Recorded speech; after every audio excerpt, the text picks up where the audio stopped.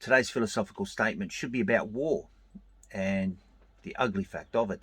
It's from Jean-Jacques Rousseau, the 17th century French Enlightenment movement philosopher, but he was actually Genevan, and he advocated that children should be free to develop without the constraints placed upon them by those around them, and then they would develop a sound moral character. It was in his social contract that he spoke about that. But the philosophical statement that I wanted to make was that he said, man will not be free until the last king is choked to death by the entrails of the last priest.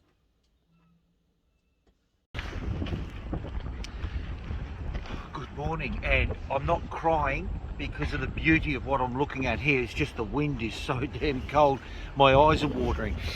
We are at Arbeia Roman fort in South Shields, just outside of Newcastle on Tyne. This is at the mouth of the North Sea's out there, and this is the mouth of the Tyne River. And this old Roman fortification was built in about 160 AD at the time of Hadrian, well just after Hadrian had built his wall, which marked the end of the Roman Empire. Arbeia comes from, well, it references, it's an Arabic word, and it references the fishermen from the Tigris and the Mesopotamian River, which was very prominent at the time. For some reason they adopted that reference and called it Arbeia. We can't get in there today because so many things in the UK since post-COVID have been closed. So unfortunately we think it's closed. All we can do is walk around the property and have a good look in. But if we pan around here, there was modern buildings on here up until 1970, and when they realised the significance, a lot of those buildings were taken down. So we're going to continue our walk around and hopefully we can see as much as we can. And unfortunately I'm having drone issues and I can't seem to get fixed. Otherwise I would love to send the drone up and get a really beautiful lay of the land. I might just have to get some screenshots and put those on. Let's go for a walk.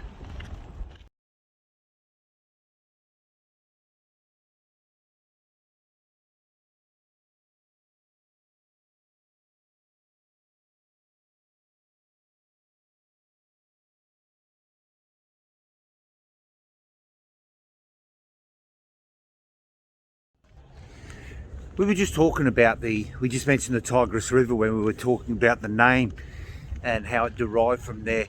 Mesopotamia was, well, it's modern day Iraq, and in biblical times Mesopotamia is where the flood had taken place. And it reminds me of an archaeological survey, and it reminds me that historians have placed a flood at 2950 BC on the Euphrates River.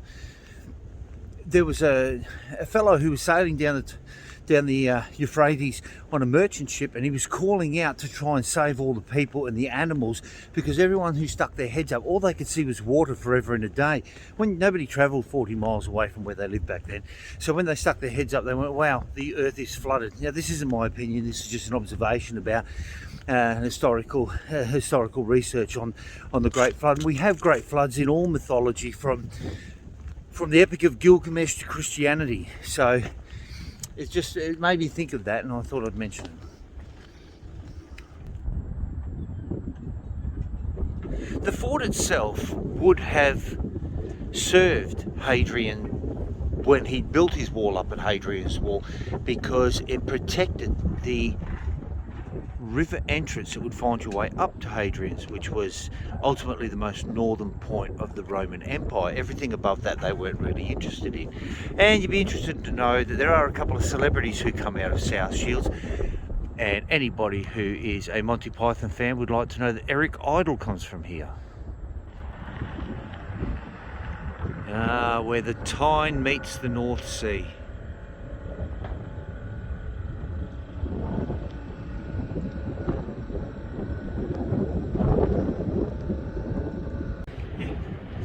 Well, we've been in the UK for 13 days now. We've been to 11 castles, about 6 cathedrals, umpteen abbeys, 3 Roman forts, a string of Saxon fortifications down on the south coast, and we're finally up here, so welcome to Bamburgh Castle.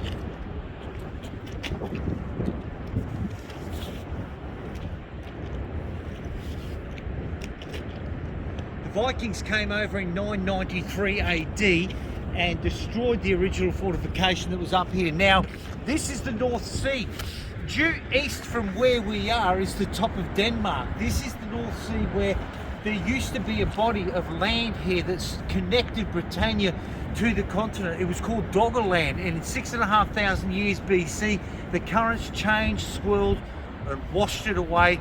Tide rose, and there's no longer a land bridge to the continent. It hasn't been for several thousand years. This is where the Neolithic man, Cheddar Man, may have come across and then headed down to the bottom of England.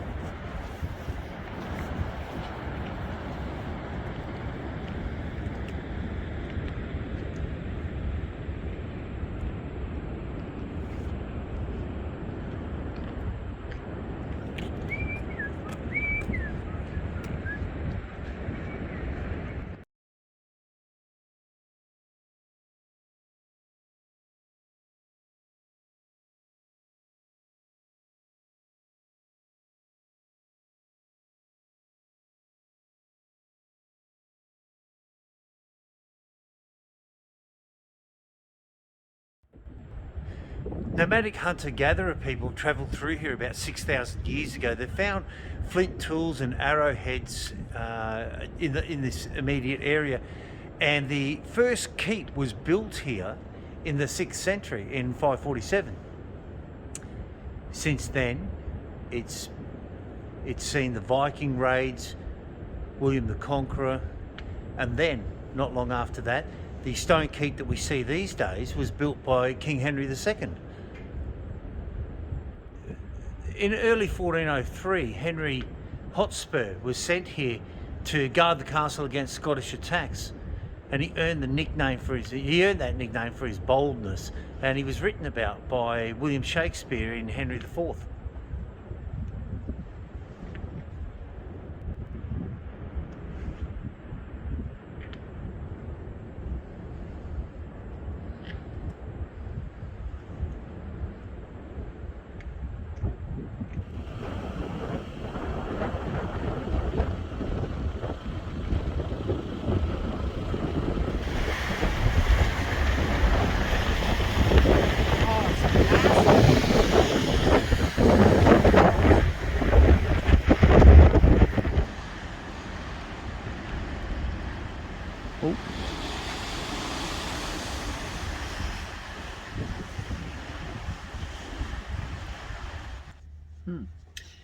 I wonder what happened on this day in history.